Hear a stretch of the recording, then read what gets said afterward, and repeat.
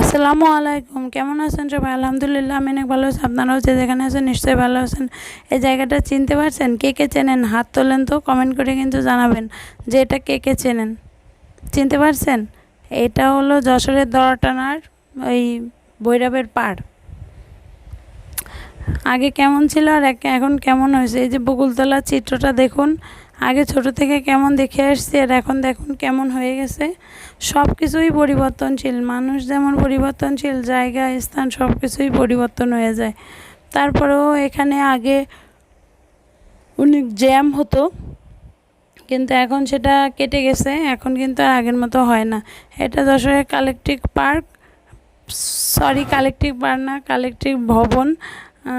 এখানে মানে কালেকটিভ ভবনটা এত ঐতিহাসিক একটা জায়গা, তা বলার বাইরে। দেখতেই পাচ্ছেন কি যে সুন্দর লাগে, মানে এটা রাত যত বেশি হয় ততই দেখতে সুন্দর লাগে। আপনাদের ভালো লাগছে না বলুন? মানে এখানে আসলে যে ঠান্ডা ঠান্ডা একটা বাতাস বের হয়, আর এই লাইটিং, এই যে বিল্ডিংয়ের যে সৌন্দর্যটা, আশেপাশে যে সৌন্দর্যটা দেখলে এমনিই মন ভালো হয়ে যায়। তাই ভাবলাম আপনাদের সাথে কেনই শেয়ার করব না বলুন, আপনাদের সাথে একটু শেয়ার করে নিই এর আশেপাশে। আর যেহেতু বিকালেই করতে চাইছিলাম, কিন্তু বিকালে পারিনি, আস্তে আস্তে একটু সন্ধ্যা হয়ে গেছে, লেট হয়ে গেছে, যে কারণে আর কি একটু সন্ধ্যা হয়ে গেছে। তবে এইটা হয় রাত্রে করা ভালো, না হলে ভালো। এ দেখেন আর একটু সন্ধ্যার পরে এসে দেখেন সৌন্দর্যটা আরও বাড়ছে না? সৌন্দর্যটা কিন্তু আরও বাড়ছে। যশোরে অনেক নিদর্শন জায়গা আছে, কিন্তু সময়ের অভাবে অনেক সমস্যার কারণে সেটাই কিন্তু যাওয়া হয় না।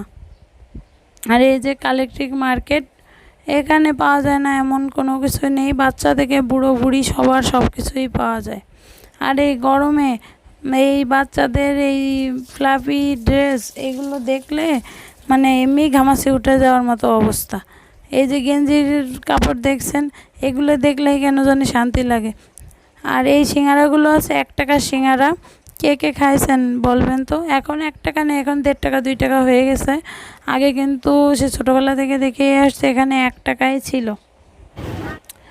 তারপরে এই যে চলে আসলাম সেই ভাইরাল মেলায়, যা এখন আবার 12 মাসই হয়, যে মেলার শুরু আছে তা শেষ নেই। এই যে মেলায় রাত্রেবেলাও দেখুন কত ভিড়, সব দিকে মানুষ আর মানুষ।